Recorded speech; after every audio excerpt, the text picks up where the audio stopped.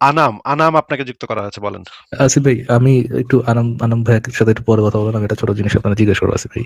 আচ্ছা। Do you remember that হাদিস আসিফ ভাই, যেটা হচ্ছে হযরত আলী সাল্লাল্লাহু রহমতুল্লাহ আলাইহি, রহমতুল্লাহ তো, হ্যাঁ, উনি যে এক যুদ্ধে গনিমতের মাল হিসেবে একটা বাচ্চা রেপ করছিল, করছিল না আসিফ ভাই? একটা বাচ্চা রেপ হ্যাঁ, করছিল হ্যাঁ, না? হ্যাঁ, হ্যাঁ, বাচ্চা। আচ্ছা ভাই, ওই আমরা তো জানি ভাই, অ্যাকর্ডিং টু ইসলাম বাচ্চারা কনসেন্ট দিতে পারে না, কনসেন্ট দেয় তার বাপ মা। তার বাপে মনে হয় কনসেন্ট দিছিল না যে আমার বাচ্চাটারে রেপ করো নাকি, মানে এরকম তো বাপের থেকে কনসেন্ট নিয়ে তারপর রেপ করছিল নাকি আসিফ ভাই? না, কোনো কনসেন্ট নেওয়া তো হয় নাই। কিন্তু এখানে কিন্তু আবার আসিফ ভাই, এটা তো ঠিক না ভাই। আমাদের প্রিন্সেস সাহেব এরকম ইয়ে করবে, এগুলা কথা বলবে, এটা তো মানে মিথ্যা কথা বলবে, এটা তো হইতেই পারে না। বাট তাহলে ভাই ওই বাচ্চাটাকে কেমনে রেপ করলো একটু বলেন তো আসিফ ভাই। বাচ্চাটা রেপ করছে কারণ মালিকানার তখন ট্রান্সফার হয়ে গেছে। মালিকানা ট্রান্সফার হয়ে গেলে তখন মালিকই সেই ব্যক্তির মানে সত্তার মালিক। মানে হচ্ছে গিয়ে একজন না, দাসীর না, না, না, সত্তার এটা তো মালিক আপনার হচ্ছে। কথা, এটা তো আপনার কথা, এটা তো প্রিন্সেসের কথা না ভাই। প্রিন্সেস তো এই তো বিশ্বাস করে না ভাই। কি বলছেন? অ্যাকর্ডিং টু প্রিন্সেস এন্ড মানে প্রিন্সেসের অ্যাসগার্ডস, মানে প্রিন্সেসের বার্ড প্লাগ যেগুলো আছে, অ্যাকর্ডিং টু দ্যাম এগুলো তো মানে দাসীদের অনুমতি ছাড়া তাদেরকে রেপ করা যাবে না। দাসীদের অনুমতি নিয়ে রেপ করতে হবে। তো তাই নাকি? ওই বাচ্চাটার কিভাবে রেপ হলো ভাই? হ্যাঁ, জানেন আপনি যে দাসীর অনুমতি লাগবে রেপ করার জন্য? এটা কি প্রিন্সেস এখন বলতেছে নাকি?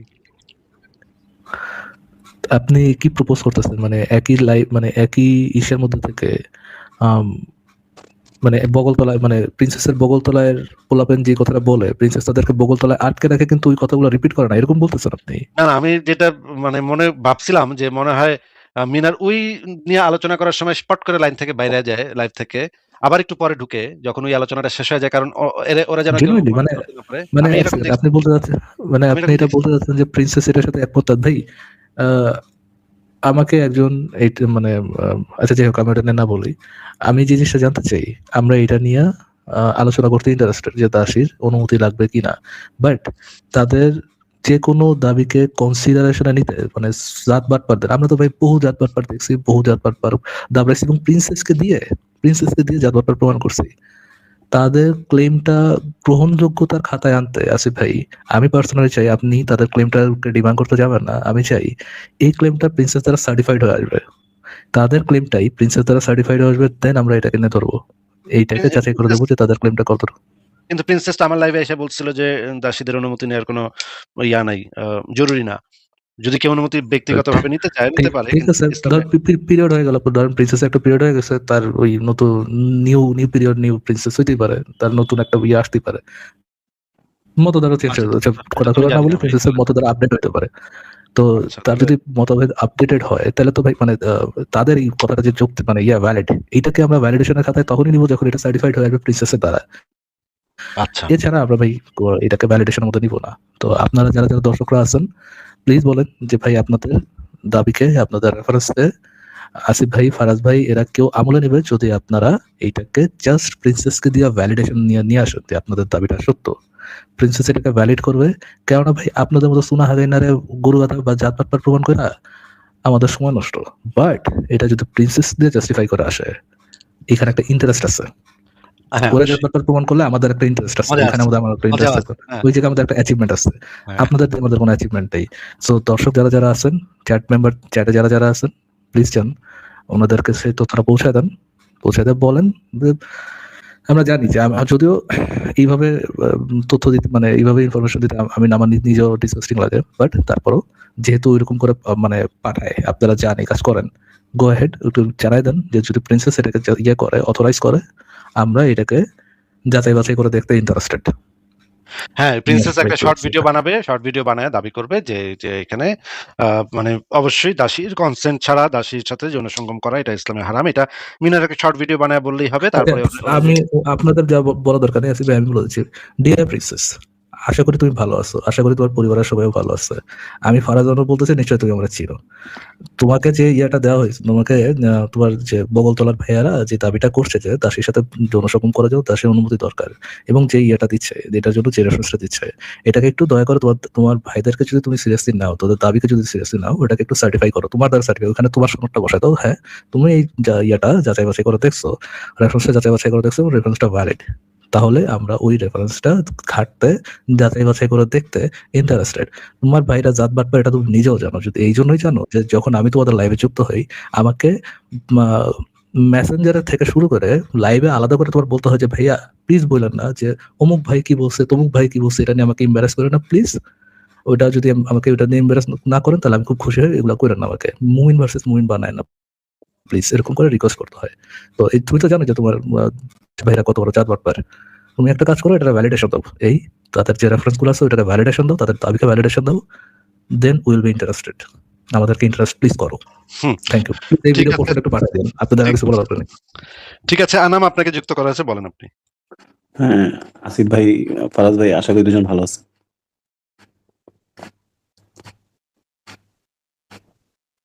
হ্যাঁ ভাই, আমরা ভালো আছি। আমি একটু খাইতে আসতেছি ভাই। আচ্ছা ঠিক আছে, ওকে যাও। আসিফ ভাই, আনাম আপনি বলেন। আমি একটা জিনিস জানতে চাচ্ছিলাম ভাই আপনার কাছে। বলেন। সেটা হচ্ছে যে মনে করেন আমি অনেক খারাপ মানুষ, আমি খুন করি, দুর্নীতি করি, মিথ্যা বলি। ভাই এই এক প্রশ্নের উত্তর দিতে দিতে দিতে ওই যে আমি যদি মরে যাই তাহলে যদি বিচার না হয়, তাহলে পরকালে যদি বিচার না হয়, এটাই তো কোশ্চেন নাকি ভাই? না না না ভাই, একটু শেষ করি। হ্যাঁ, এখন জিনিসটা হচ্ছে যে তাহলে এই লোক, এই যে যারা ভালো কাজ করলো, যারা খারাপ কাজ করলো, আপনার কাছে কি মনে হয়? মানে এটা কি, মানে কোন মানে কি হইতে পারে? এটার মানে পরকালে আমাদের আমাদের মানে তরমুজ খাওয়াবে, এই জন্য ভাই এটা হইতে পারে ভাই। আমাদের মরার পর, আমরা কবরে যাওয়ার পর আমাদেরকে মানে খুব মিষ্টি তরমুজ দিবে আমাদেরকে খাইতে। তাহলে ভাই যদি এরকম হয়ে থাকে তাহলে মানে যারা দুর্নীতি করতেছে, মানুষ হত্যা করতেছে, তারা তো তাদের মধ্যে তো ওদেরকে না না তরমুজ বিচি শুদ্ধ তরমুজ দিবে। না তরমুজ এত বিচি বেশি থাকবে যে খাওয়ানি যাবে না ভাই। হ্যাঁ, এত ভাই, আমার বিচি আমার ভাই, আমার কথাটা বুঝতে বিচি আলা তরমুজ দিবে ওদেরকে, এত বিচি যে খাওয়ানি যাবে না ভাই। ভাই, ভাই আমার আল্লাহর কথাটা রাস্তায় ভাই আমার ইউটিউব চ্যানেলে ঢুকে একটু ঘাটাঘাটি করেন। হ্যাঁ, ওই একই কোশ্চেন, আপনি যেটা ভাবছিলাম সেটাই আপনি করতেছেন। না না না, আমি যেটা একটু বলতে চাচ্ছি, ধৈর্য ধরেন ভাই, একটু কথা বলেন না, ধৈর্য ধরেন। এই প্রশ্নের উত্তর 50,500 কোটি বার দেওয়া হয়েছে ভাই। একটু ইউটিউবে ঢুকে আগের যে পুরোনো ভিডিওগুলা একটু ঘাটাঘাটি করেন, একটু দেখেন আগে। হ্যাঁ, এক প্রশ্ন যদি ডেইলি আমার উত্তর দেওয়ার লাগে তাহলে তো এটা একটা বিপদের কথা ভাই। হ্যাঁ, একই জিনিস যদি ডেইলি আমার কথা বলতে হয় একই জিনিস নিয়ে, তাহলে তো এটা একটা মহা বিপদের কথা। একটু দয়া করে ইউটিউব চ্যানেলে ঢুকে একটু ঘাটাঘাটি করেন, ঠিক আছে? আর কি কোনো প্রশ্ন আছে? হ্যাঁ, আরেকটা ব্যাপার আছে। হ্যাঁ, বলেন। সেটা হচ্ছে যে মনে করেন যে কথাটা শোনেন ভাই। হ্যাঁ, যেটা হচ্ছে যে মনে করেন এই যদি ধর্মের ব্যাপারটা না থাকে, হ্যাঁ, তাহলে এই যে মানুষের মধ্যে মানুষ এই যে একটা আরে শৃঙ্খলার ভাই মধ্যে আছে। একই প্রশ্ন ভাই, মানে হাজার বার এই প্রশ্নের উত্তর দেওয়া হয়েছে ভাই। ধর্ম যদি না থাকে ভাই, ইউরোপে কোনোদিন গেছেন আপনি? না না না ইউরোপে কোনোদিন যান নাই? বাংলাদেশ, পাকিস্তান, ইন্ডিয়া, আফগানিস্তান এই সমস্ত দেশে মানে ধর্ম বিশ্বাসী মানুষের পার্সেন্টেজ কত বলেন তো?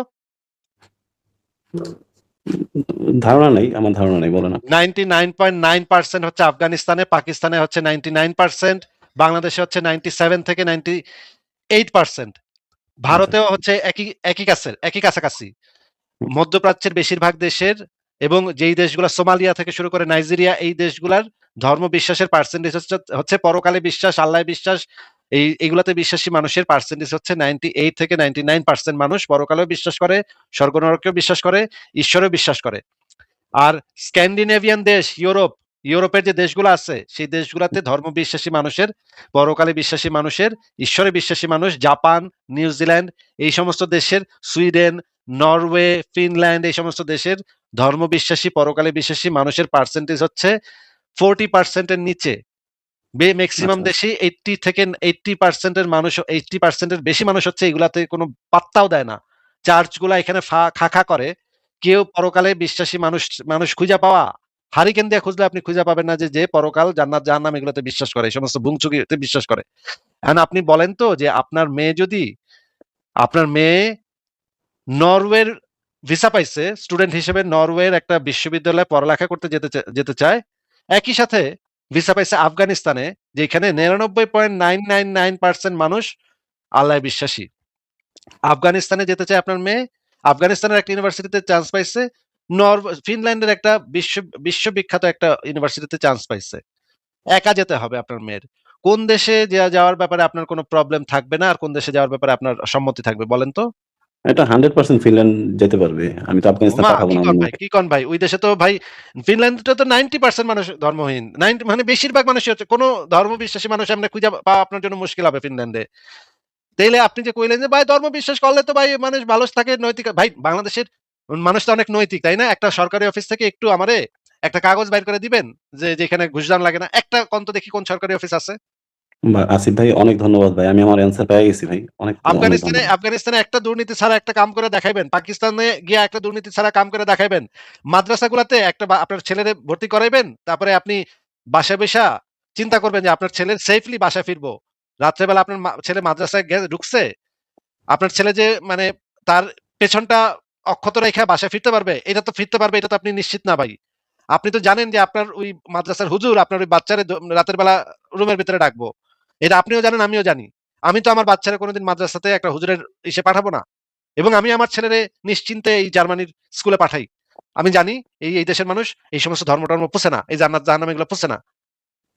তাইলে আমি কিভাবে আমার ছেলেকে আমি নিশ্চিত যে আমার ছেলে নিরাপদে যাবে, নিরাপদে আসবে। স্কুলে যাবে, স্কুল থেকে আসবে। আমার কোন সন্দেহ নাই এই বিষয়ে। আমি তো একটা ধর্মবিশ্বাসী হুজুরের কাছে আমার ছেলেরে ১ ঘন্টা রাখবো না। আপনি রাখবেন আপনার ছেলেরে? আপনার অপ্রাপ্তবয়স্ক ছেলেরে একটা হুজুরের কাছে ১ ঘন্টা রাখবেন একা, একা? রাখবেন না আপনি। না, না, না, না। তো কেন রাখবেন না? সে তো ধর্মবিশ্বাসী, সে তো পরকালে বিশ্বাসী, আল্লাহ বিশ্বাসী। এইটা হচ্ছে উত্তর। এই উত্তরগুলা আগে অসংখ্যবার দেওয়া হয়েছে ভাই। একটু YouTube চ্যানেলটা দেখেন। ভাই সেখানে অনেক কৃতজ্ঞতা ভাই। আসলে কি আপনার মুখ থেকে আসলে শুনতে চেয়েছিলাম। অনেক ভাল লাগলো। আপনি যদিও বিরক্ত হইছেন কিন্তু শেষের উত্তরগুলো আমার ভাল লাগছে। অনেক ধন্যবাদ ভাই। ঠিক আছে ভাই, আপনাকে তাহলে বিদায় জানাই। কারণ এগুলোর উত্তর অসংখ্যবার দেওয়া হয়েছে। এই কারণে আমি এখন আর উত্তর দেই না ভাই। আ আমি নিশ্চিত যে আপনারা একটু চিন্তা করলে এই উত্তরগুলো আপনারা নিজেরাই বুঝতে পারবেন। আপনি নিজেই বুঝতে পারবেন যে আপনার মেয়ে ফিনল্যান্ডের ইউনিভার্সিটিতে চান্স পেলে আমি আমার মেয়েরে ফিনল্যান্ডে পাঠায় দিব। একা, একা যাও। আমি কোন টেনশন করব না। কারণ আমি জানি ফিনল্যান্ডে গেলে সে সেফ থাকবে। দুর্ঘটনা হইতে পারে, যেকোনো মানুষের ক্ষেত্রেই কোন দুর্ঘটনা ঘটতে পারে। কিন্তু মানে যদি আমি কম্পেয়ার করি সারা পৃথিবীর সাথে, ফিনল্যান্ড একটা সেফ জায়গা।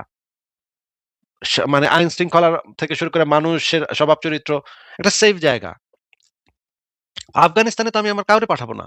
আফগানিস্তানে কেউ যাইতে চাইলে আমি আগে তারে ৩ বার বলব যে, "ভাই আফগানিস্তানে যায়েন না ভাই। মানে যান নিয়া ফেরত আইতে পারবেন না।" কারণ ওই দেশে মানে মানুষ বেশি ধর্ম বিশ্বাস করে। ঠিক আছে, পরের জনকে যুক্ত করি।